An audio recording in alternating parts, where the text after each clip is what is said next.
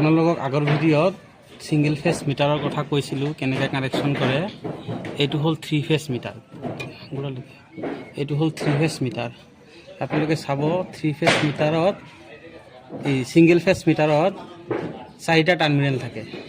এনেকৈ 4টা টাৰ্মিনেল থাকে, সাপ্লাই আৰু লোড দুইটা ভাগকে থাকে। তাৰপিছত এই 3 ফেজত থাকে 8টা টাৰ্মিনেল।